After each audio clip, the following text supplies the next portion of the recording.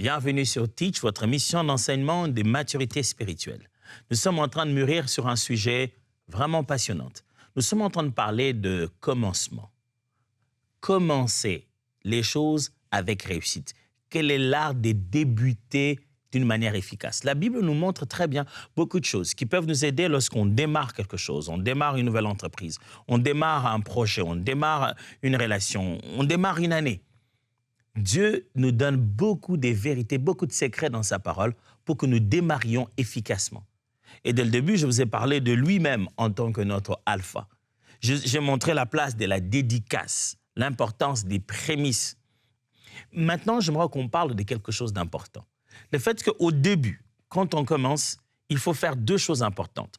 Proclamer la parole, donc prophétiser. Proclamer la parole et la vision. Et la deuxième des choses, l'organiser, structurer et en faire un plan. Il y a à la fois parler et il y a à la fois organiser ce qu'on a dit. Ne démarrez pas comme ça. Parler et organiser. Alors, let's teach. Grandissons ensemble.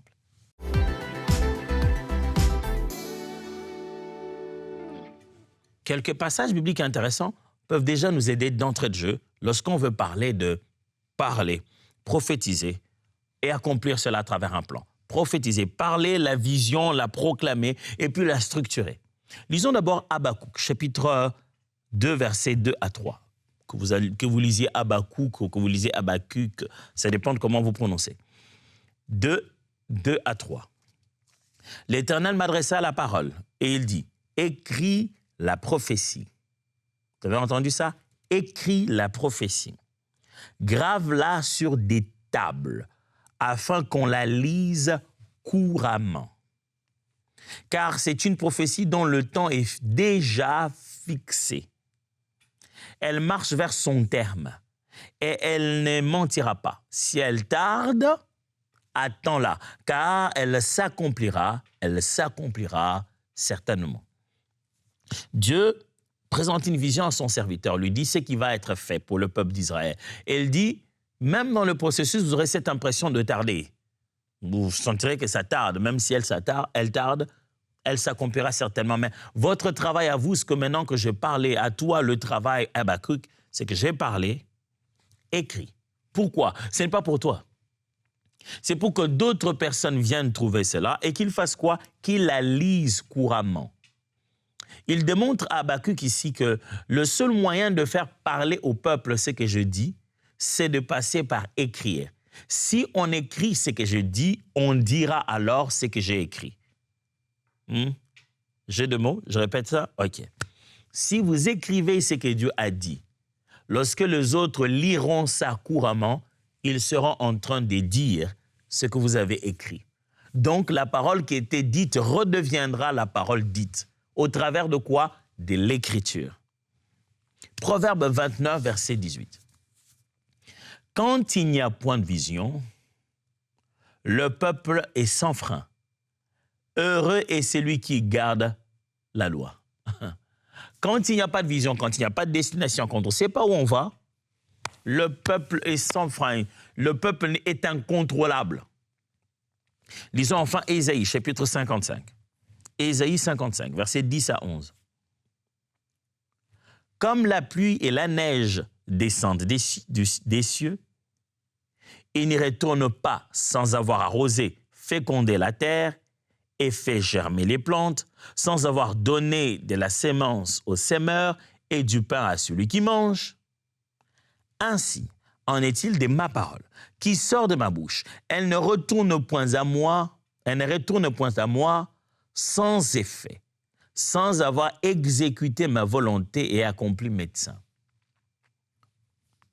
Vous savez, depuis quelques temps, j'ai vu les hivers ici au Canada.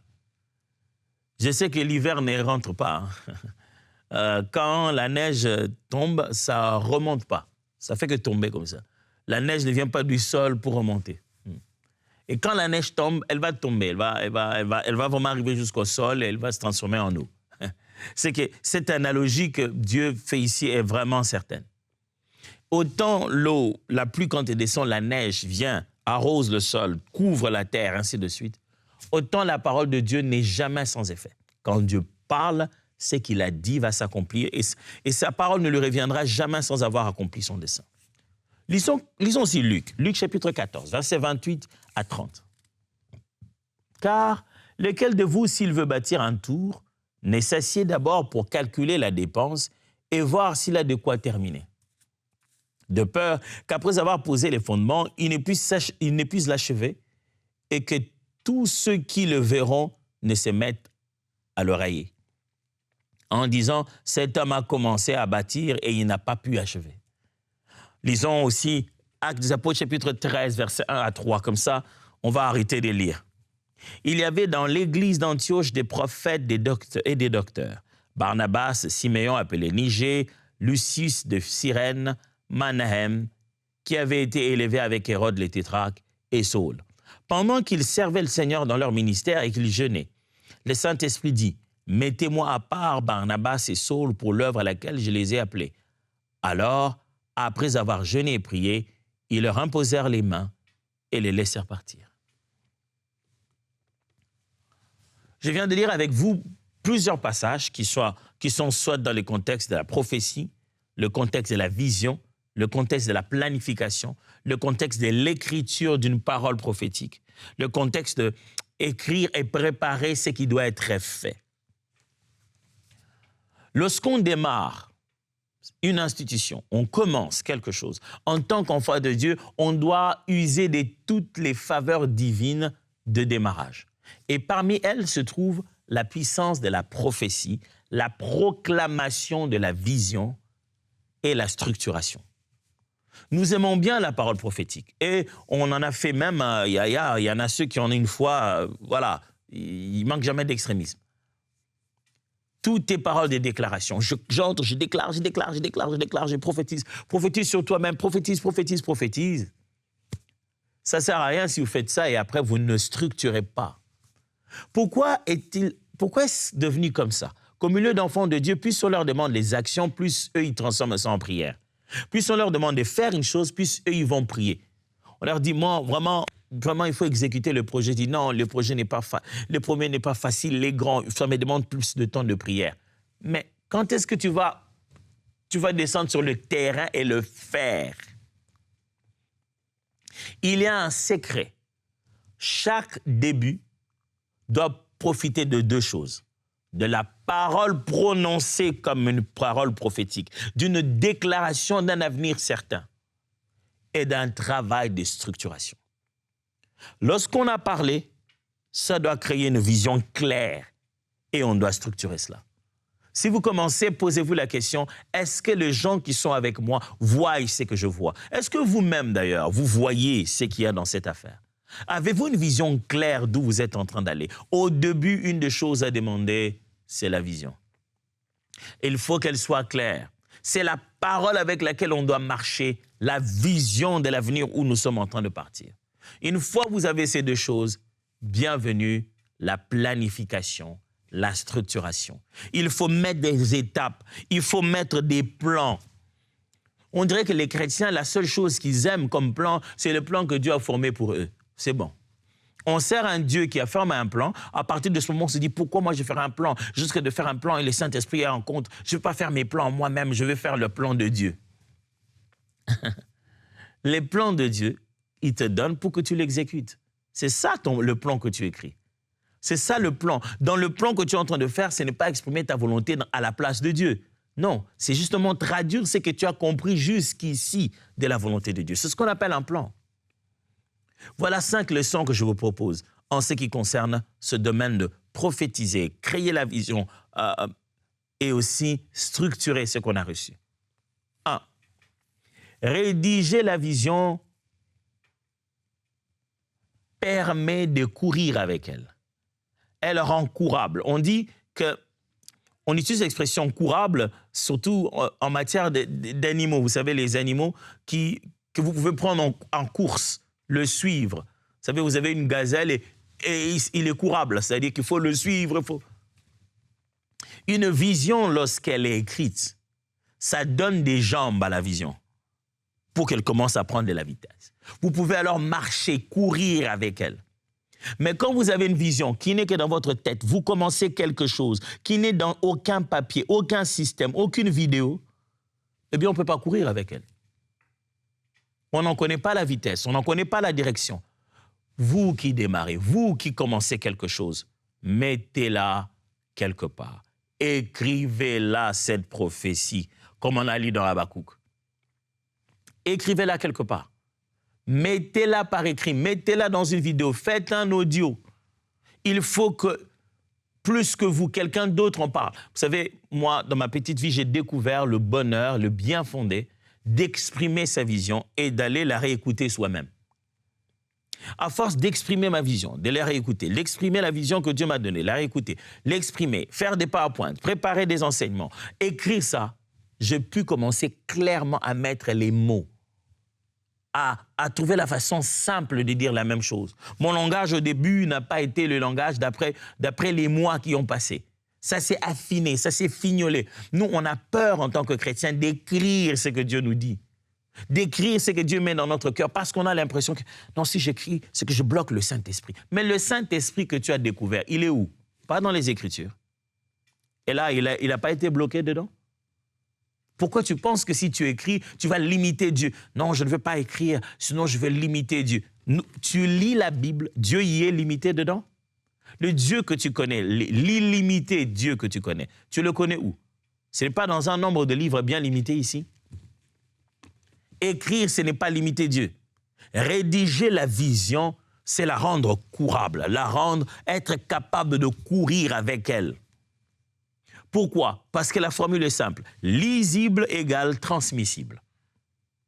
C'est ça l'idée.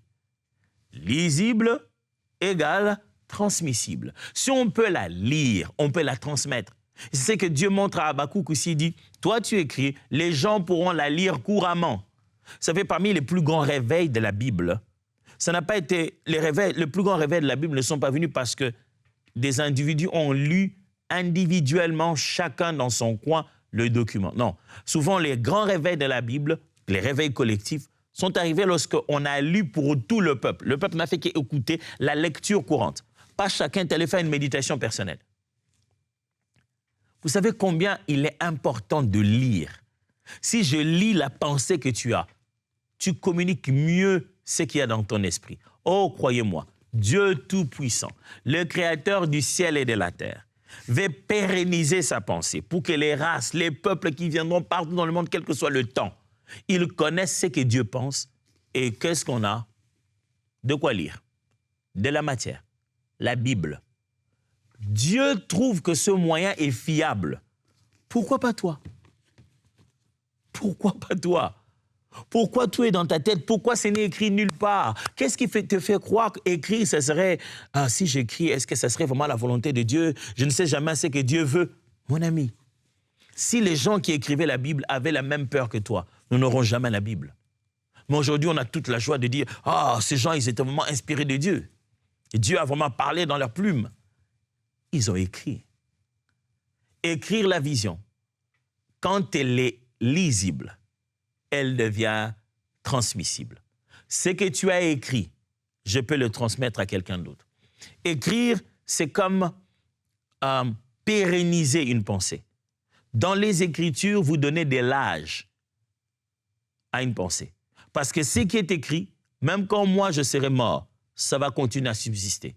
Écrire, c'est donner une vie, une longévité à votre vision. Vous la rendez capable de passer d'une main à une autre.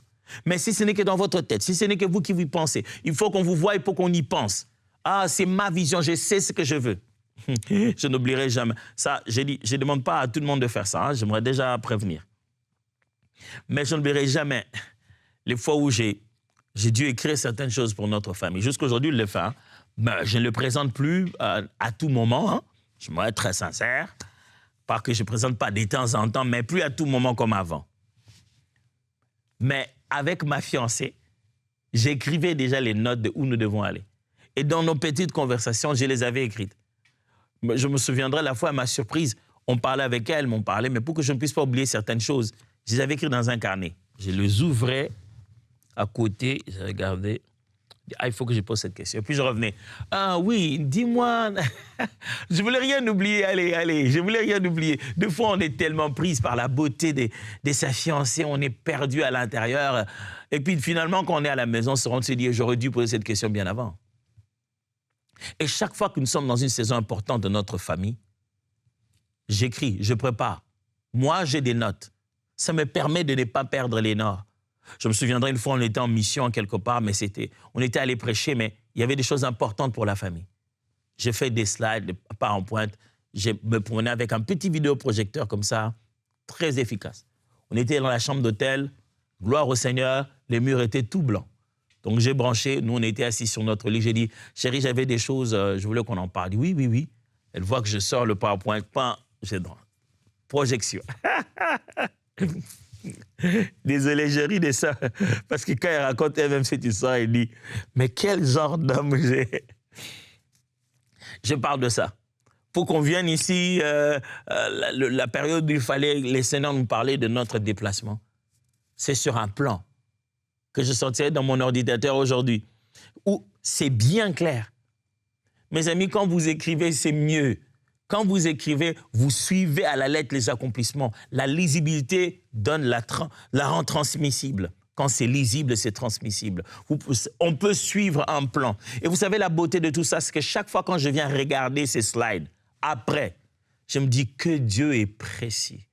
Certains des mots que j'ai utilisés là-bas, j'en avais une image différente. Mais lorsque ça a été accompli, je regardais les mots, je dis, mais oui, c'est ce que Dieu avait dit. Si vous voulez commencer, écrivez ça. Deuxièmement, sans révélation, le peuple se défait. Le peuple n'a pas de direction. Mes amis, il est important que si vous voulez commencer quelque chose, vous puissiez la baser sur un ainsi dit l'Éternel. Il faut une révélation bien claire. Proverbe 29, 19 l'a dit, n'est-ce pas? Quand il n'y a point de vision, le peuple est sans frein. Heureux celui qui garde la loi. Quand il n'y a pas une révélation claire, quand on ne voit pas où on va, le peuple se défait. Vous ne dirigerez personne quelque part s'il n'y a pas de quelque part. Je vais répéter ça. Vous ne dirigerez jamais les gens à une destination si la destination n'est pas connue. C'est ce que j'appelle ici la révélation. La révélation, c'est la découverte de la destination. C'est le fait que la destination finale soit connue, exposée, dévoilée. Quand Dieu te fait découvrir la destination finale, c'est ce qu'on appelle la révélation ici. Quand vous commencez, les gens ne pourront pas vous suivre s'il n'y a pas de révélation. On va où? Qu'est-ce qu'on veut faire? Quelle est la fraîcheur de la pensée de Dieu dans tout ça? Pourquoi je ferais ça avec toi? Parce qu'il y a l'autre qui fait ça aussi. Pourquoi il faut qu'on le fasse avec toi? Pourquoi toi? Qu'est-ce qu'il y a de différent avec toi? Quelle est cette découverte divine? Quelle est cette partie cachée à plusieurs que Dieu n'a ouvert que pour toi? C'est ça qu'il faut exploiter. Troisièmement, la parole accomplit toujours sa mission. Je vous ai lu tous ces passages au début. Le Seigneur dit, ma parole ne me revient jamais. N'oubliez pas, je suis en train de parler de la parole, de la vision et de la structuration. Je montrais qu'il faut que ça soit écrit. La vision, c'est important. Sans la révélation, on n'avance pas. Et la parole de Dieu, lorsqu'elle est proclamée, elle accomplit toujours son but. C'est pourquoi quand vous voulez commencer, mon frère, parlez du bien de ce que vous faites. Déclarer, prophétiser pas seulement dans l'idée de révéler l'avenir, mais prophétiser dans l'idée de proclamer. Proclamer les bonnes choses de la destination finale. Il est possible que vous soyez le seul à avoir vu où vous allez et personne ne croit en vous. Alors, il n'y a que vous pour arroser. Avec les paroles que Dieu vous a données, il n'y a que vous pour arroser cela. Quand tout le monde vous regarde et dit, ah, vous serez quoi vous? Je me souviendrai toujours que quand j'ai demandé la main à ma femme, elle était déjà la grande célèbre sœur Chilo. Franchement, de toutes les personnes qui pourraient l'épouser, ça ne pouvait pas vraiment être le monsieur là avec qui il chante. Les garçons là avec qui il chante, les frères là, qui n'a rien comme elle. Et deux sont des pauvres deux musiciens qui ne savent rien, qui n'ont rien de spécial. Une telle fille célèbre, tout le monde voudrait qu'il marie quelqu'un de connu, de bien positionné dans la vie. Pas un pauvre collègue qui s'ébat dans la vie avec elle. Lorsqu'on a pris nos engagements l'un à l'autre, je n'ai pas cessé de s'aimer dans notre couple, en rappelant à ma femme que moi, je suis moi, toi, tu es moi, toi, tu es toi, mais quand on se marie, toi et moi, on est comme un être à part entière. Mélanger Atoms et Nadège, c'est un genre d'autre mélange. C'est une entité en soi. C'était mon expression. Je ne veux pas créer des théologies autour de ça. Je commençais à apprendre que Dieu avait fait des promesses qui n'étaient ni des promesses d'Atoms, ni des promesses des Nadège, mais c'était des promesses d'Atoms et Nadège. Je commençais à proclamer, à insister sur ces promesses-là. Il y a des promesses d'Atoms, il y a des promesses des Nadège. Chacun a vécu ça avec lui. Il a amené dans le foyer, mais il y a des promesses, des paroles, des prophéties de Atoms et Nadège. Et c'est ça que je commence à proclamer. La parole accomplit sa mission. Plus tu déclares la parole ne reviendra jamais à Dieu sans avoir accompli sa mission. Alors quand tu démarres, proclame ce que Dieu a dit sur ce que tu commences. Même si c'est informe et vide, proclame la parole. Vous savez, il y avait le ténèbre dans la surface de l'abîme, il y avait tout ça, mais la Bible dit que la lumière soit. La lumière n'a pas dit, il y a beaucoup de ténèbres aussi, c'est pas évident. La lumière est arrivée, elle est venue et les ténèbres sont parties. C'est ce que tu proclames qui va changer ce qui t'entoure. Tu peux démarrer dans un contexte très hostile où les gens se disent oh, « Ok, tu sais que tu démarres là, il n'y a pas de place ici. Hein, pauvre. » Continue à proclamer ce que Dieu t'a dit. Même au milieu de la sécheresse, continue à proclamer la parole. Quand tu démarres, ça demande de proclamer la parole. Quatrièmement, planifier n'est pas charnel, c'est fidèle. Quand vous planifiez, mes amis, ce n'est pas être charnel. C'est être fidèle au plan que Dieu vous a donné. Dans Luc, je lis avec vous, quand Jésus parle du fait de bâtir, il dit, qui est cette personne qui, lorsqu'elle veut bâtir, ne va-t-elle pas s'asseoir, calculer? Car lequel de vous, s'il veut bâtir une tour, nécessite d'abord pour calculer la dépense et voir s'il a de quoi la terminer, de peur qu'après avoir posé les fondements, il ne puisse pas l'achever. Et que tous ceux qui le verront ne se mettent à le railler, en disant, cet homme a commencé à bâtir et il n'a pas pu achever. Dieu, c'est Jésus qui enseigne. Hein? Il dit, cette pratique que je vous enseigne existe déjà au milieu de vous. J'aimerais tirer cette leçon d'une réalité déjà locale, sociale.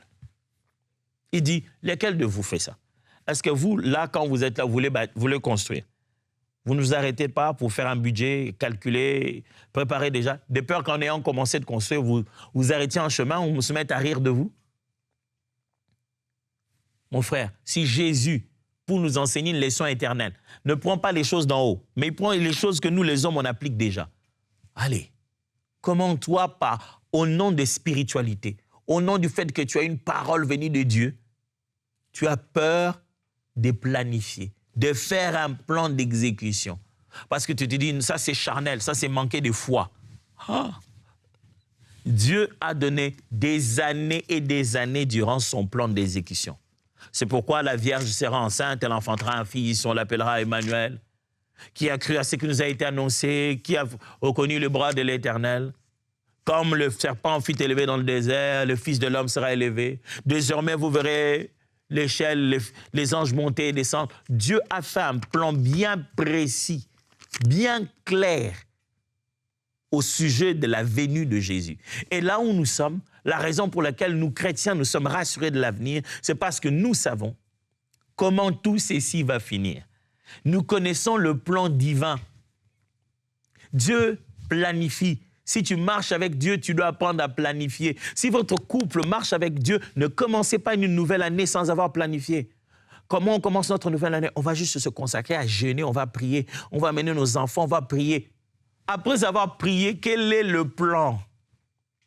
Vous connaissez qu'est-ce que demandent les frais scolaires, les frais académiques. Est-ce que ce chiffre-là est quelque part? Est-ce que vous avez les chiffres? Vous savez ce que ça va coûter les vacances de l'année prochaine. Est-ce que vous avez les chiffres? Ne commencez pas une année, ne commencez pas. N'allez pas habiter un nouvel endroit comme ça. Ne prenez pas de nouveaux risques sans un plan. Planifier, ce n'est pas charnel.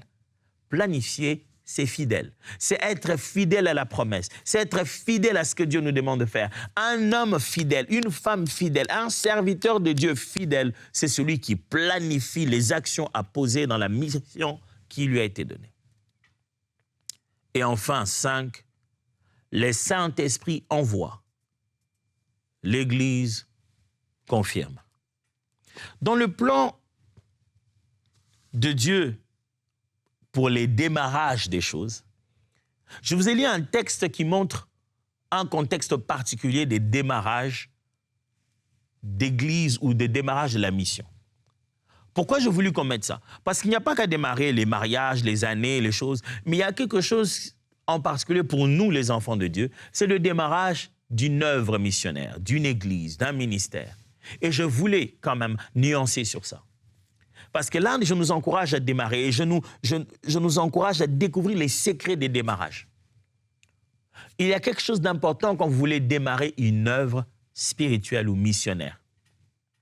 C'est que quand vous voulez démarrer dans ce domaine-là, église, mission, le Saint-Esprit, c'est lui qui envoie, certes, mais l'Église confirme ça. Je vous ai lu au début dans Actes des Apôtres, chapitre 13, versets 2 à 3. On voit qu'ils étaient tous ensemble, en train de jeûner et de prier. Il y avait des prophètes et des docteurs.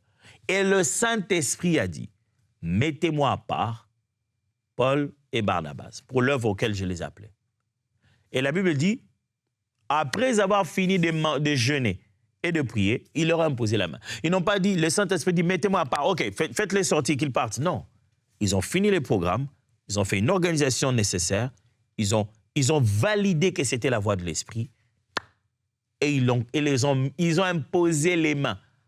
L'Esprit a juste dit, mettez-moi à part. Il n'a pas dit imposer les mains, mais ils comprennent, ils savent quel est l'acte institutionnel de l'Église pour montrer la consécration et la mise à part de certains ministères. Il est important, frères et sœurs, que vous sachiez que commencement validé par le jeûne, l'imposition des mains, c'est ça l'acte de la Bible. Un commencement doit être validé par l'imposition de mains, par la recherche de la prière. Oh, que j'aurais voulu que toutes les églises commencent comme ça. Vous voulez aller démarrer une œuvre, le Saint-Esprit a prévenu, les gens étaient en jeûne, ils ont prié. Si ce n'est pas pendant un temps de jeûne que Dieu a parlé, et que vous êtes allé en disant « Dieu m'a parlé, je dois partir », laissez aux autres le temps de prier. C'est toujours bien de partir avec la bénédiction de l'Église. Je ne suis pas ignorant et surtout pas naïf, au point de croire que tous les leaders ecclésiastiques sont autant sensibles à l'orientation de l'Esprit. Il arrive de fois qu'on conduise l'Église et on est tellement submergé qu'on ne reconnaît pas ce que Dieu dit pour chacun. Et surtout quand la façon de conduire est très personnelle et non pas collégiale. Donc c'est une seule personne qui connaît la volonté finale de Dieu. Des fois, quand il y a ce système collégial, on sait reconnaître, les autres peuvent amener une voix et dire, on sent que Dieu nous parle. Je sais que ce n'est pas aussi facile. Des fois, donc, dans ces systèmes, on veut dire qu'on veut s'en aller, on nous dit, ah non, non, non, non, non, non, on n'est pas d'accord. Et puis, la séparation devient très, très difficile. Mais aussi, le temps que cela dépend de vous, sachez qu'il est bon, il est de bonnes pratiques, que quand l'Esprit vous demande de commencer, l'Église vous bénisse pour le faire, vous accompagne pour le faire. Quand je parle de l'Église, je parle des anciens, je parle de personnes avec les responsabilités ecclésiastiques. Imposent leurs mains, prient pour vous et vous bénissent pour le faire. Vous voulez commencer quelque chose de la bonne manière, je viens de vous expliquer, prophétie, parole donnée, structuration, parole, vision, structuration. Je viens de vous fournir encore quelque chose de très intéressant pour débuter avec gloire. Vous n'aurez plus de raison de dire à Dieu que vous ne saviez pas par où commencer. Alors, clôturons tout ça ensemble demain. Que Dieu vous bénisse.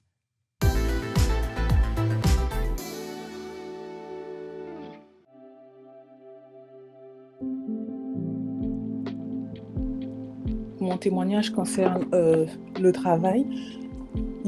Ça fait quand même 4 ans que je regarde MCI TV et je vous regarde tellement que vos voix me sont devenues familières. Et à chaque fois que j'entends une voix, je sais que là, c'est Jérémy qui parle, là, c'est Nadine qui parle, là, c'est Evelyne qui parle.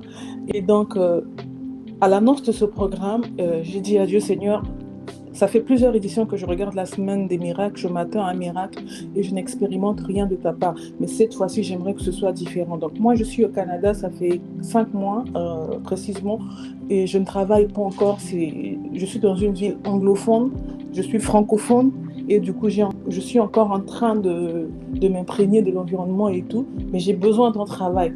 J'ai commencé à recommander ces instants entre les mains du Seigneur. J'ai dit, Seigneur, cette semaine-là est la mienne. Moi, je vais saisir ton miracle et je vais l'expérimenter. Donc, le lundi, j'ai commencé à jeûner et j'attendais le jour 3 avec impatience parce que pour moi, c'était mon jour, le jour 3. J'ai donc sémé. Quand j'ai sémé, on m'avait dit 35 euros.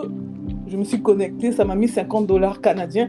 Quand je sélectionne 50 dollars canadiens, ça m'a fait 73 dollars canadiens, donc 50 euros. Et moi, je me disais, mais j'ai pas ces fonds-là, Seigneur. Après, au final, je me suis dit, mais Seigneur, c'est ton problème. À la fin du mois, tu sais que moi, j'ai pas d'argent, donc tu n'auras qu'à pourvoir. Donc ce matin, je me réveille et je reçois un appel alors que je n'avais envoyé aucun CV. Et la dame au bout du fil m'a dit, mais vous êtes en train de chercher un travail? Je dis oui. Et elle me dit, il y a quelqu'un qui vous a recommandé à moi et je vous appelle pour booker un rendez-vous. Donc, mon entretien est prévu pour le 1er mai. Donc, je bénis le Seigneur pour cela, car je crois que ce travail est pour moi. Il m'a donné un travail alors que je n'avais même pas postulé, et que la gloire lui soit rendue. Gloire à Dieu. On ne peut que bénir le Seigneur lorsqu'on entend des témoignages pareils. Et je veux aussi prendre le temps de vous dire merci à vous, chers partenaires, parce que s'il y a des vies comme ça qui sont radicalement changées, eh bien, c'est parce que vous êtes aussi là, présents avec nous, vous nous soutenez jour après jour. Et vraiment, du fond du cœur, on veut vous dire un grand merci. Et je prends le temps de vous bénir aujourd'hui et déclarer que les grâces de Dieu, les faveurs de Dieu se déposent dans votre vie, que le Seigneur vous fasse du bien, que les portes qui jusqu'ici étaient fermées s'ouvrent devant vous, que le Seigneur vous fasse entrer dans de nouvelles saisons et de nouvelles dimensions. Oui, je parle à toi, cher partenaire, que le Seigneur te bénisse abondamment, toi et toute ta famille. Et on se dit à très bientôt. Un grand merci à tous nos partenaires qui donnent pour voir des vies transformées partout dans la francophonie.